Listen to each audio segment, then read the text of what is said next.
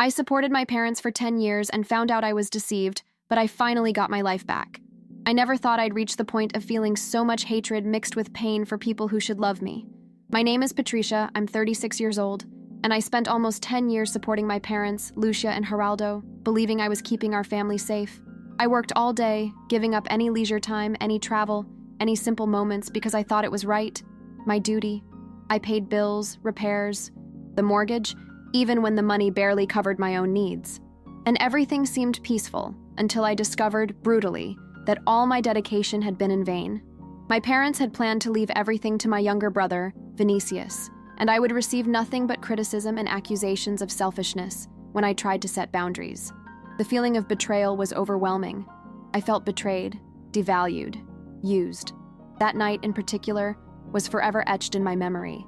I felt my entire body heave, my hands tremble, and my heart ache in a way that seemed impossible to bear. I didn't know whether to cry or scream, whether to run away or simply let myself sink into the pain. It was a whirlwind of emotions, and no words could describe how exhausted, hurt, and confused I felt. When I finally sat in the living room of the house I'd helped maintain for so long, I felt more alone than ever.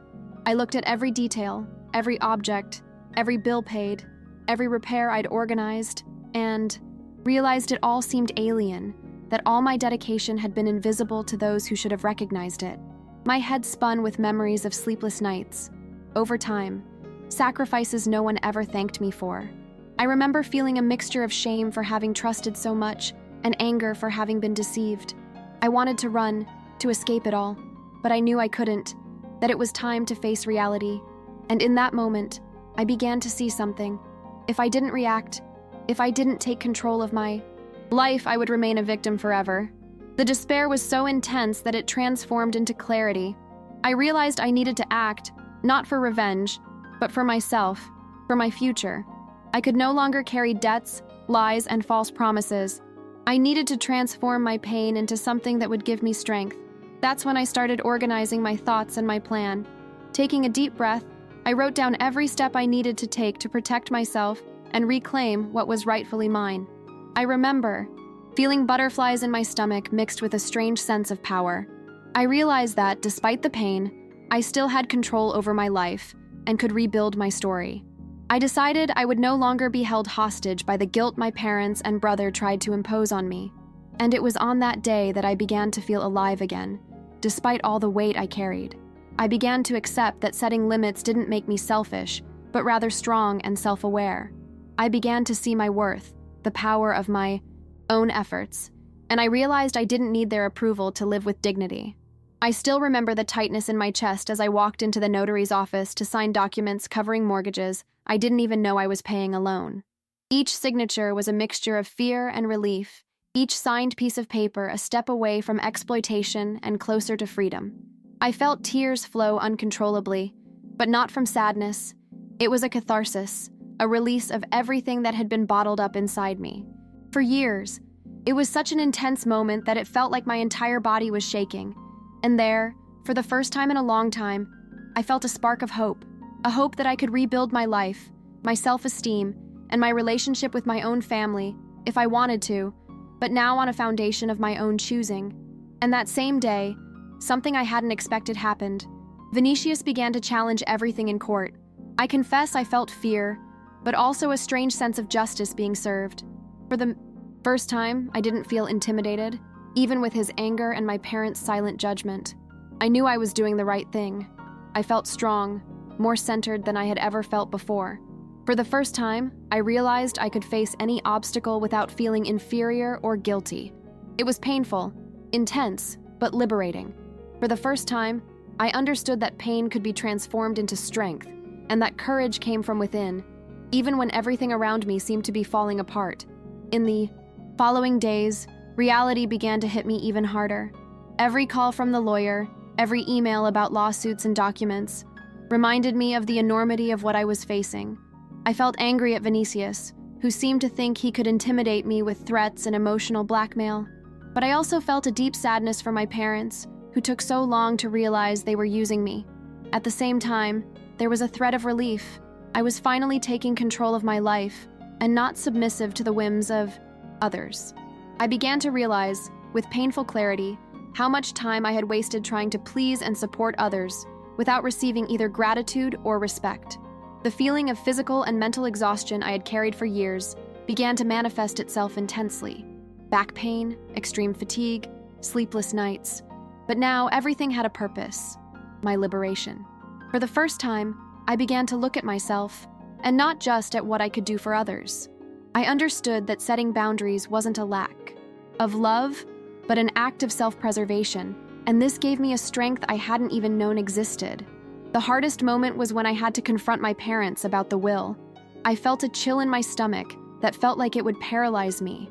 Looking into their eyes and seeing that there was no immediate regret was devastating. The pain of realizing that my dedication had been ignored, that my life had been manipulated, made me want to cry, scream, and run away. But at the same time, I felt something different, an unprecedented clarity. I didn't need their approval to validate my efforts. I didn't need to be loved or recognized by those who had always exploited me. I only needed myself, my courage, and my determination.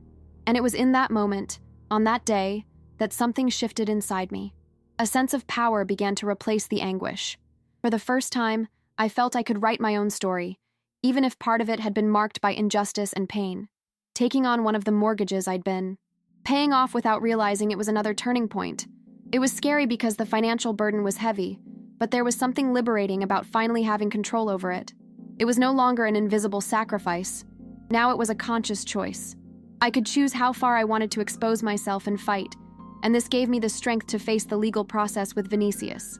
Every signature, every piece of paperwork, every decision I made with the lawyer made me realize that I wasn't just a victim.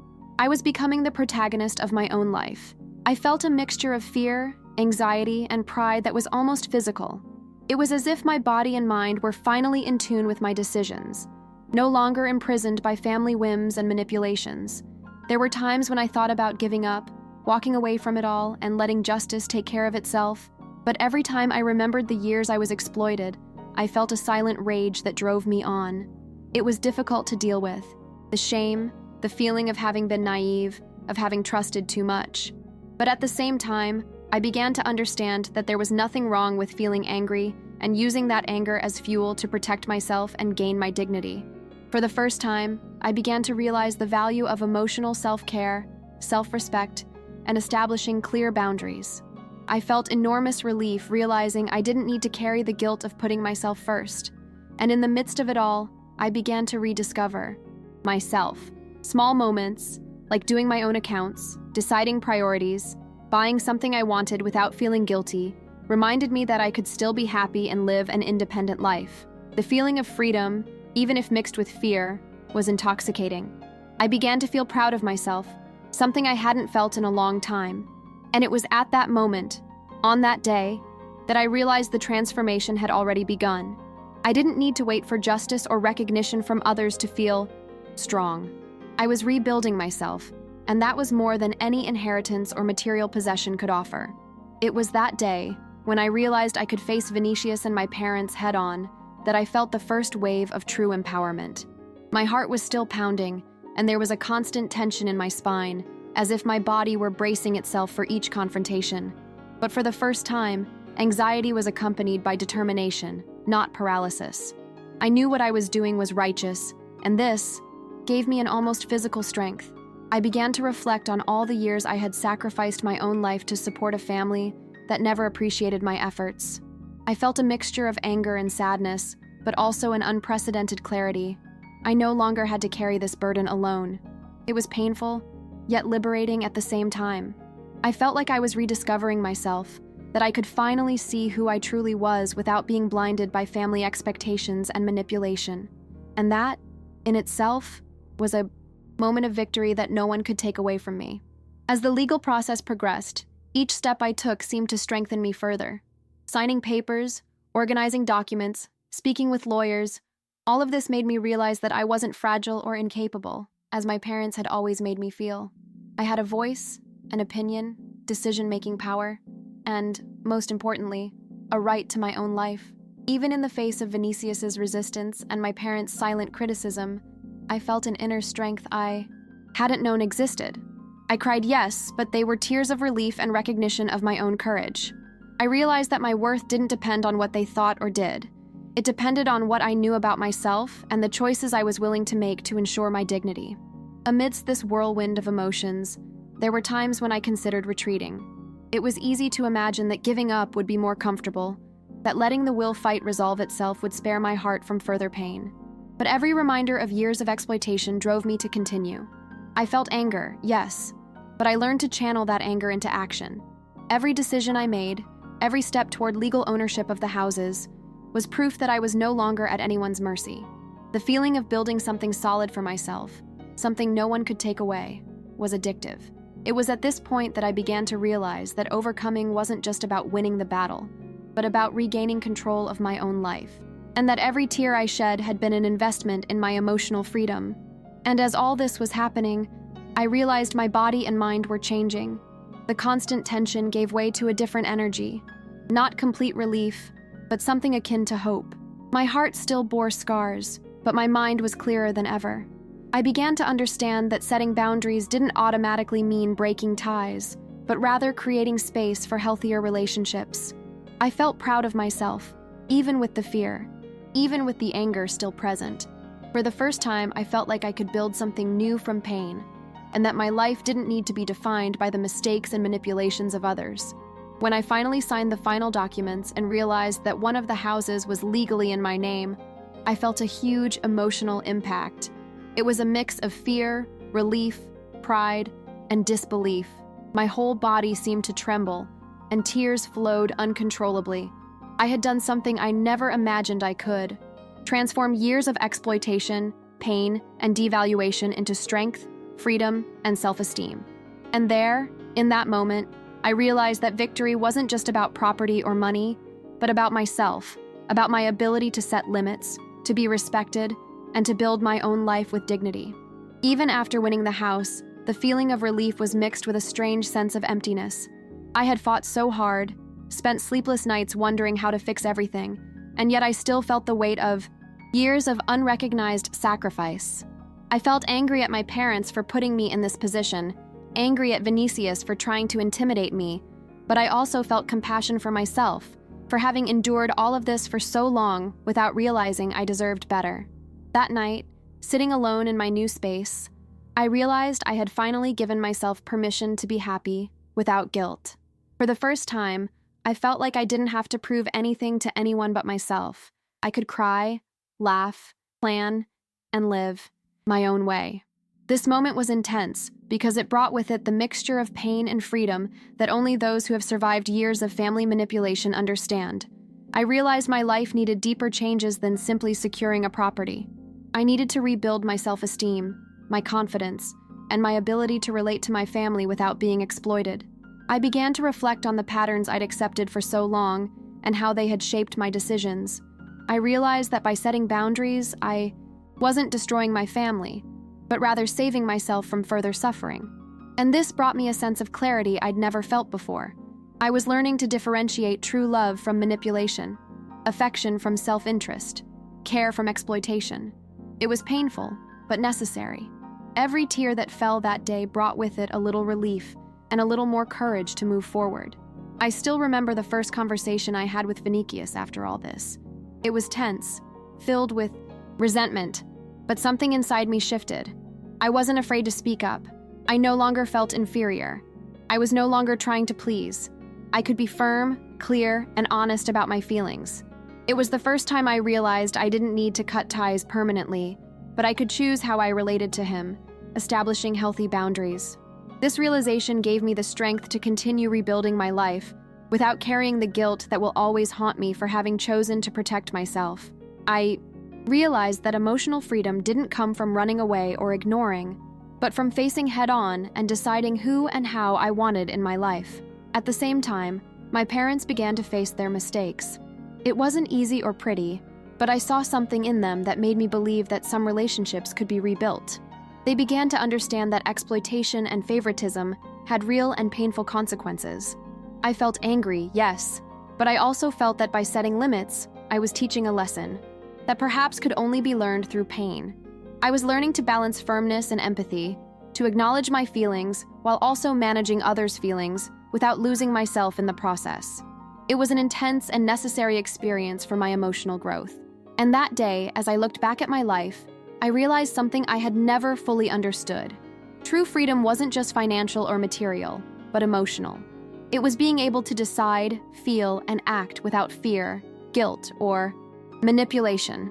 I was learning to respect myself, to set clear boundaries, to value my own efforts, and to feel worthy of love and recognition.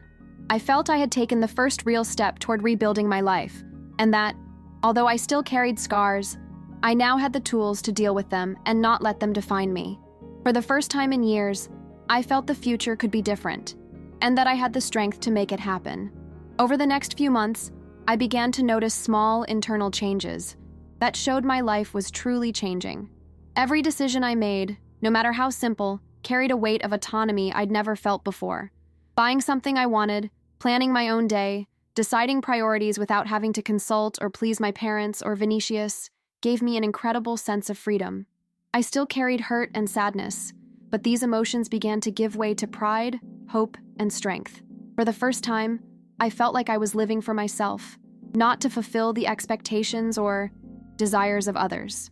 I understood that emotional reconstruction doesn't happen overnight, but that every step, every choice, is a victory. At the same time, I began to realize that my relationship with my family could change, but consciously. I no longer needed to be exploited to be loved or accepted. I began to establish clear boundaries with my parents and Vinicius, and realized that this, while painful for them, was necessary for my peace.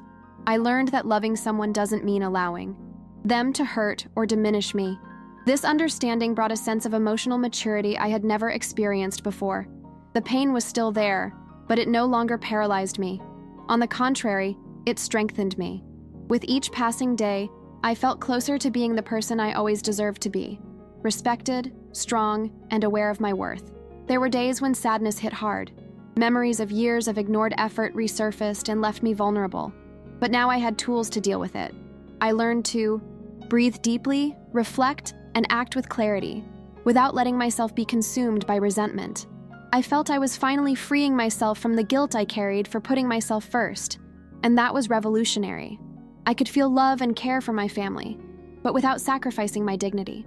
For the first time in years, I realized that life could be balanced between forgiveness, respect, and emotional freedom. Experience has taught me that overcoming pain isn't about forgetting or erasing it, but about learning from it, transforming suffering into learning and strength. Today, when I reflect on what I experienced, I feel proud of myself. I managed to set limits, reclaim my self-worth, achieve something that seemed impossible, and above all, restore my self-esteem. The emotional freedom I've achieved is greater than any property or inheritance because it's mine and no one can take it away. I feel that, even though I still deal with parts of the pain, I'm able to live fully, consciously, and happily. And looking back, I realized that that day of confrontation, tears, and fear was the turning point in my life. It was when I stopped being a victim and became the protagonist of my story. I learned that it's possible to rebuild yourself, even after years of exploitation and manipulation, and that setting boundaries isn't selfish, but courageous.